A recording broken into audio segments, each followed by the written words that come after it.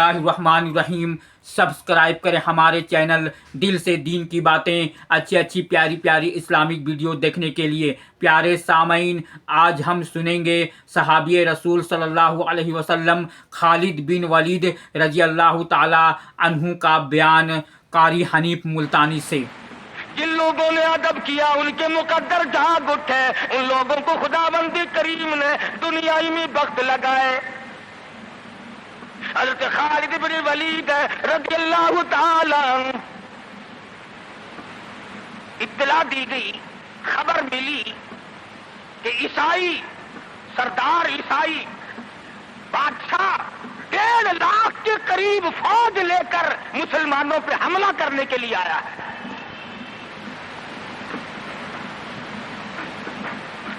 حضرت خالد بن ولید رضی اللہ تعالی عنہ کو 50-60 آدمی دیے، جاؤ بادشاہ کی فوج کا اندازہ لگا کے آؤ، تخمینہ لگا کے آؤ، اسلحہ دیکھ کے آؤ، ان کی تعداد کا اندازہ لگاؤ وہ کتنے ہیں۔ حضرت خالد بن ولید رضی اللہ تعالی عنہ چند صحابہ کرام کو ساتھ لے کر کے پہنچے۔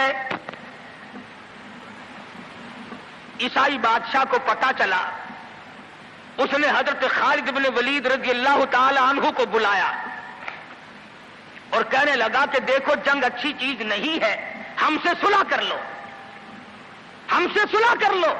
سبحان اللہ، فرمانے بالکل صحیح فرمایا۔ دیر کیا ہے، قول لا الہ الا اللہ محمد الرسول اللہ صلی اللہ علیہ وسلم، کلمہ پڑھ، مسلمان بن جا، میرا بھائی بن جا، جنت کا حقدار بن جا، میرے نبی کا غلام بن جا، اللہ کی توحید کا ماننے والا بن جا، ابھی تمام باتوں میں صلح ہو جائے گی۔ وہ کہنے لگا بڑا جلدی کلمہ پڑھا ہے، جیسے میں اکیلا بیٹھا ہوں، تو نے میری فوج دیکھی ہے؟ 1.5-2 لاکھ فوج لے کے آیا ہوں، کھا جائے گی میری فوج تمہیں۔ کلمے پڑھا رہا ہے۔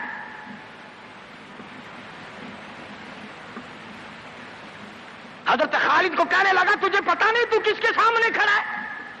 فرمایا ہاں، ایک عیسائی کافر کے سامنے کھڑا ہوں۔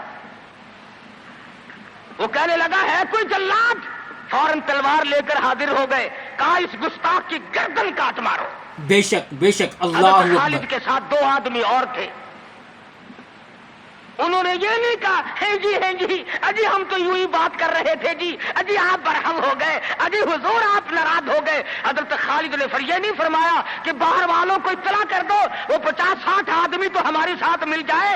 2 ساتھیوں کو فرمایا اب ایک دوسرے کی طرف مت دیکھنا، تلوار نکال لو، انشاءاللہ حوض کوثر پہ ملاقات ہوگی۔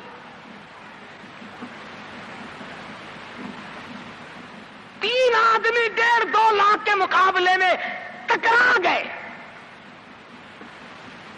یہ نہ سوچا کہ ہوگا کیا۔ حضرت خالد بن ولید رضی اللہ تعالیٰ عنہ اور 2 ساتھی اور تمام کافروں کی فوج میں گھر گئے، جنگ شروع ہو گئی۔ ابو عبیدہ بن جراح رضی اللہ تعالیٰ عنہ کے خام میں مدنی کریم صلی اللہ علیہ وسلم تشریف لائے۔ فرمایا ابو عبیدہ تو سویا ہوا ہے، میرا خالد گھیرے میں آ گیا۔ گھبرا کے اٹھے، شور مچایا، لوگوں جلدی کرو پہنچو، خالد گھیرے میں ہے۔ حضرت خالد کی بیوی ام تمیم سنتی ہے، کہنے لگی نہیں مجھے یقین نہیں آتا، میرا خالد گھیرے میں آنے والا نہیں، آ ہی نہیں سکتا۔ گھر میں کھڑی ہو کر چاروں طرف نظر مارتی ہے، دیکھتی کیا ہے؟ وہ ٹوپی جس میں امام الانبیاء محبوب کبریا حضرت محمد مصطفیٰ صلی اللہ تعالی علیہ وسلم کے منہ مبارک رکھے ہوئے تھے، وہ بھول آئے۔ ام تمیم کہتی ہے خالد تو ضرور گھیرے میں سبحان اللہ، اللہ اکبر، تیری ٹوپی یہاں رہ گئی۔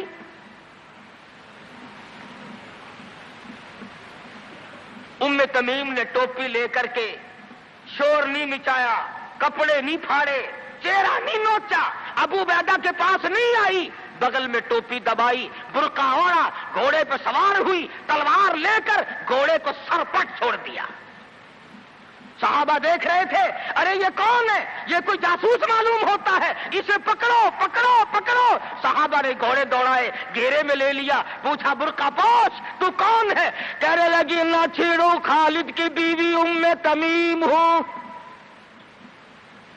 تو کہاں چلی ہے؟ کہنے لگی میرا خالد گھیرے میں آ گیا، ٹوپی گھر پہ بھول گیا، وہ پہنچانے چلی ہوں، ہمیں دے دے ہم پہنچا دیں گے، تو عورت ذات ہے۔ کہنے لگی خالد کی جو قدر میں جانوں تم نہیں جانتے،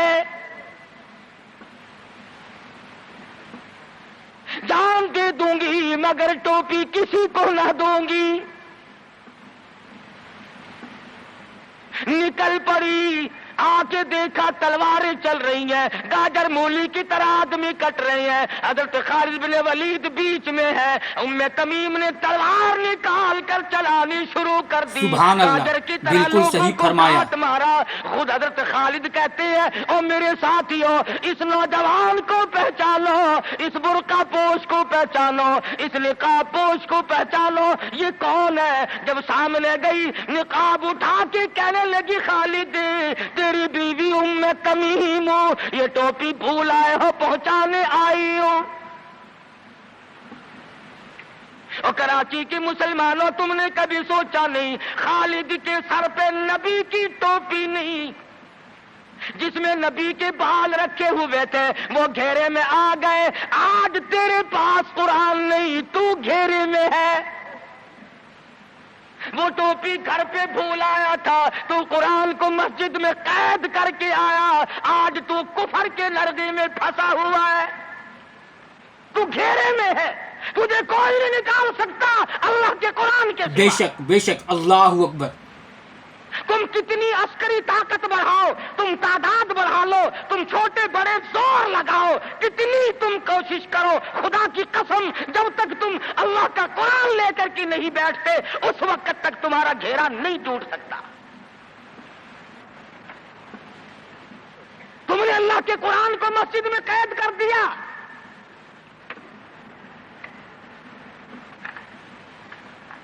نہ اس کو عوام صدر میں جگہ دی، نہ مارکیٹ میں جگہ دی، نہ محلے میں جگہ دی، نہ برادری میں جگہ دی، نہ خاندان میں کوئی جگہ دی۔ تمام کو اکٹھا کر لو گے، اللہ کے قرآن کو پوچھنے والا کوئی نہیں۔ کون پوچھے؟ حضرت خالد تو صرف ٹوپی بھول کر آئے تھے، ہم نے قرآن ہی بھلا دیا، نبی کی سیرت کا آئینہ بھلا دیا۔ خدا کی سبحان قسم، اللہ، سبحان نبی نے اللہ، امانت بالکل صحیح تمہارے فرمایا۔ سپرد کی ہے، میدان حشر برپا ہوگا اور اللہ کا پیغمبر کھڑا ہو کر تم سے مطالبہ کرے گا، لاؤ میری امانت کہاں ہے؟ کچھ لوگ کہیں گے اور جی ہم تو عشق کی وجہ سے ایسا کر بیٹھتے ہیں، محبت میں ہمیں پتہ ہی نہیں چلا قرآن کہاں رہ گیا، محبت میں ہمیں پتہ ہی نہیں چلا قرآن رہ کہاں گیا۔ اور تجھے کیسی محبت ہے، تجھے کیسا عشق ہے کہ تجھے آج تک پتہ نہیں چلا۔ عشق تو صحابہ کرام کو تھا۔ مدینہ منورہ ہے، اللہ پاک ہر مسلمان کو مدینہ پاک کی زیارت نصیب فرمائے۔ خدا کی قسم مدینے کی ہوا میں جو خوشبو ہے تمہاری وہ کستوری میں نہیں ہو سکتی، وہ مشک میں نہیں ہو سکتی، وہ عنبر میں نہیں ہو سکتی، وہ زعفران میں نہیں ہو سکتی۔ ارے مدینے کی ہوا میں جو خوشبو ہے، جو گنبد خضرا سے ٹکرا کر آتی ہے، اس ہوا میں خوشبو بھی نرالی ہے۔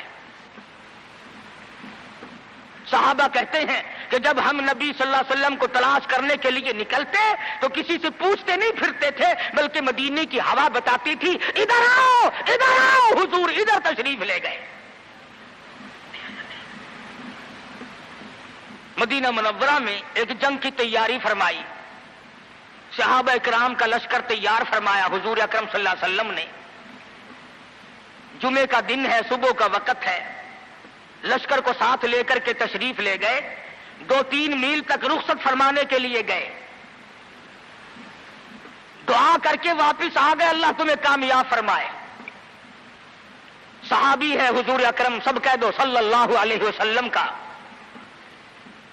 آؤ عشق کی بات تمہیں بتاؤں۔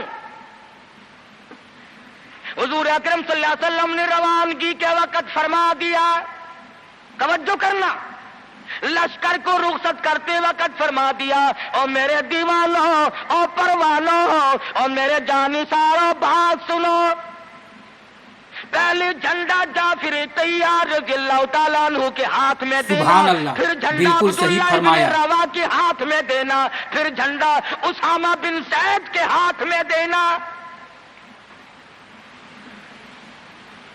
حضور کے کلام کی مراد کو اگر صحابہ نہیں جانتے تو کون جانتا ہے؟ سمجھ گئے صحابہ کہ جعفر طیار شہید ہوں گے، یہ جو حضور نے فرمایا پھر اس کو دینا، پھر اس کو دینا، حضور صلی اللہ علیہ وسلم کے کلام کی، فرمان کی، ارشاد کی مراد اور منشا غرض و غائب صحابہ سمجھ گئے کہ جعفر طیار شہید ہوں گے، اور پھر عبداللہ بن روا بھی شہید ہوں گے، اور اسامہ بن زید بچ کے آئیں گے۔ صحابہ کا تجربہ تھا حضور کے کلام کو سمجھنے کے لیے۔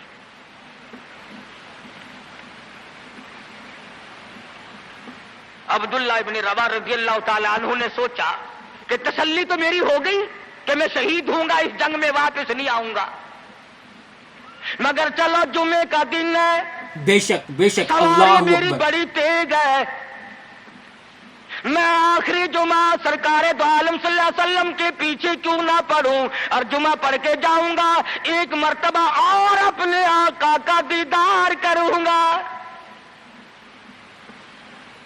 واپس مدینے میں آئے، گھر نہ گئے، بیوی بچوں میں نہ گئے، باغ و بہار میں نہ گئے، فصل باڑی میں نہیں گئے، لوگوں میں نہیں گئے، سیدھے مسجد نبوی میں تشریف لائے۔ جمعے کی نماز کے بعد مدنی کریم صلی اللہ علیہ وسلم سے سلام کیا۔ حضور نے فرمایا عبداللہ میں نے تو تجھے صبح رخصت کیا تھا لشکر کے ساتھ، تجھے صبح روانہ کر دیا تھا، تو چلا گیا تھا فوج کے ساتھ۔ عرض کیا یا رسول اللہ میرے ماں باپ قربان ہو جائیں، آپ کے فرمان سے میں نے یہ اندازہ لگایا کہ میں شہید ہو جاؤں گا، میرا یہ آخری جنگ ہے، یہ آخری جہاد ہے۔ میرے دل میں ایک بات آئی، آج جمعے کا دن ہے، اپنے آقا کے پیچھے جمعہ بھی پڑھوں، آخری جمعہ پڑھوں اور آخری دیدار کر کے جاؤں۔ اب تھوڑے سے مجھے آپ بول کے بتائیں عبداللہ ابن رواح کا یہ عشق ہے کہ نہیں؟ کوئی ڈر کی بات نہیں، کوئی خوف کی بات نہیں، بیوی بچوں کی محبت نے نہیں کھینچا، باغوں کو دیکھنے نہیں گیا، بچوں سے ملاقات کے لیے نہیں گیا، ارے حضور کا عشق ہے، کہتا آخری جمعہ، آخری دیدار، آخری ملاقات۔ اور عرض کیا میرے آقا میں اپنے ساتھیوں کو جا ملوں گا، میری سواری بڑی تیز ہے۔ امام الانبیاء محبوب کبریا حضرت محمد مصطفیٰ صلی اللہ علیہ وسلم کا چہرے انور سرخ ہو گیا، فرمایا عبداللہ تو ساتھیوں کو نہیں مل سکتا، نہیں مل سکتا، جب تیرے ساتھی جنت میں جائیں گے 500 سال بعد میں بہشت میں جا سکے گا۔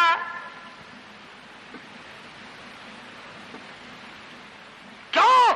اس لیے چاہے تم عشق کے تحت آئے، محبت کی وجہ سے آئے، جذبے کی وجہ سے آئے، جمعے کے لیے آئے، میرے دیدار کے لیے آئے، میری ملاقات کے لیے آئے، جب میں نے رخصت کر دیا تھا میرے حکم میں تاخیر کیوں کی؟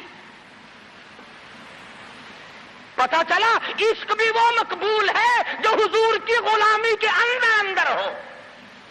غلامی سے باہر جو عشق ہے وہ عشق نہیں، وہ فریب ہے، وہ دجل ہے۔ آج آپ دیکھ لیں،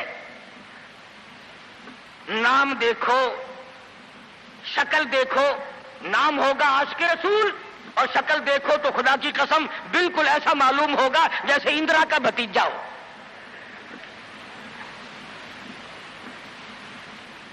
پہچان نہیں سکے گا آدمی، کیا کر سکتا ہے آدمی شکل میں؟ صورت نہیں، سیرت نہیں، لباس نہیں، اخلاق نہیں، کردار نہیں، تمام چیزوں کا تختہ نکال کے رکھ دیا ہے۔ بالکل صحیح فرمایا۔ اور آج قوم اسی وجہ سے مصیبتوں سے دوچار ہے، وہ نرغے میں پھنسی ہوئی ہے، وہ نکل نہیں سکتی، وہ سہارا ڈھونڈ رہی ہے مادی قوت کا۔ حضور ناراض ہو گئے صلی اللہ علیہ وسلم۔ صحابی کہتے ہیں میں چاہتا تھا زمین پھٹ جائے، مجھے لقمہ بنا کر نگل جائے، صحابی کہتا ہے مجھے زندگی تلخ لگنے لگی، ہائے میرے آقا مجھ سے ناراض کیوں ہو گئے؟ عبداللہ بن روا تشریف لے گئے، گھر پھر بھی نہیں گئے، بال بچوں میں پھر بھی نہ گئے، اور جا کر کے جہاد میں شریک ہو گئے۔ 3 دن گزر گئے، کوئی چیز حلق میں نہ گئی، کمر سیدھی نہیں ہو سکتی تھی، بے شک اللہ اکبر، لڑائی شدید تھی، تلواریں چل رہی تھی۔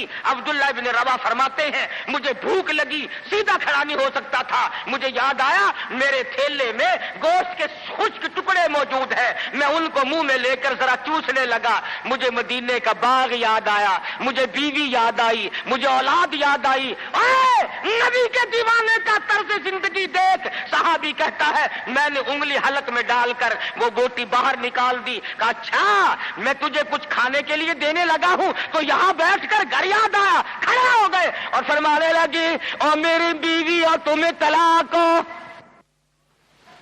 اور میرے باغ بہار جاؤ، اسلام کے لیے وقف ہو تم آج کے بعد میرے لیے۔ کسی نے پوچھا کیا کہہ رہے ہو؟ فرمایا ہاں ہاں نقشہ سامنے کیوں آیا، آخری وقت میں دنیا کا نقشہ میری آنکھوں میں کیوں کھینچا؟ سبحان اللہ سبحان اللہ، بالکل صحیح فرمایا۔ صحابی نے اپنے دل میں تصور بھی لانا اچھا نہ سمجھا، میری عاقبت خراب نہ ہو جائے، میری آخرت نہ بگڑ جائے۔ عبداللہ بن روا تلوار لے کر کھڑے ہو گئے، کسی نے لکھا 3 دن کا، بعض نے لکھا 5 دن کا بھوکا صحابی ٹکڑے ہو گیا۔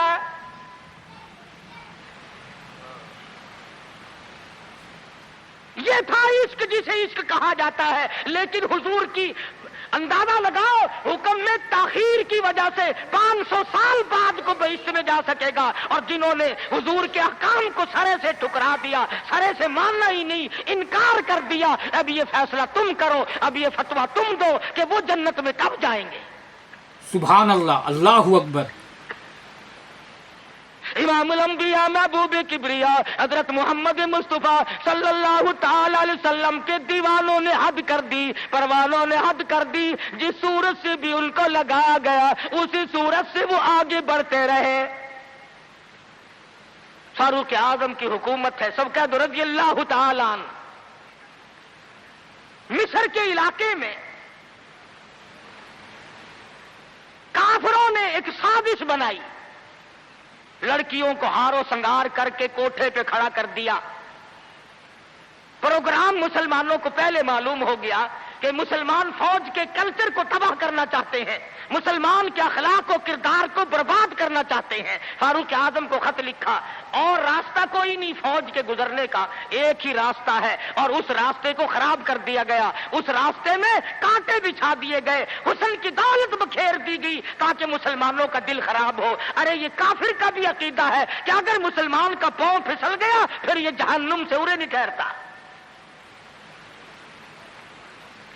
فاروق اعظم رضی اللہ تعالیٰ عنہ نے خط کا جواب دیا اور صاف صاف لکھ دیا کوئی پریشانی کی بات نہیں، ساری فوج کو اکٹھا کر کے قرآن کی آیت سنا دو، ساری فوج کو سبحان اکٹھا اللہ، کر کے بالکل قرآن صحیح سنا۔ فرمایا۔ چنانچہ کمانڈر نے، سپہ سالار نے فوج کو اکٹھا کیا اور قرآن کریم سنا دیا، وَقُلْ لِلْمُؤْمِنِينَ يَغُضُّوا مِنْ أَبْصَارِكُمْ وَيَحْفَظُوا فُرُوجَكُمْ ذَلِكُمْ أَزْكَىٰ لَكُمْ إِنَّ اللَّهَ خَبِيرٌ بِمَا يَصْنَعُونَ۔ مسلمانوں اپنی نظروں کی حفاظت کرو، اپنی ایمان کی حفاظت کرو، اگر تم کنکھی آنکھوں سے بھی دیکھو گے خدا تمہاری ساتھ ہے، وہ تمہاری تمام حرکتوں کو دیکھتا ہے۔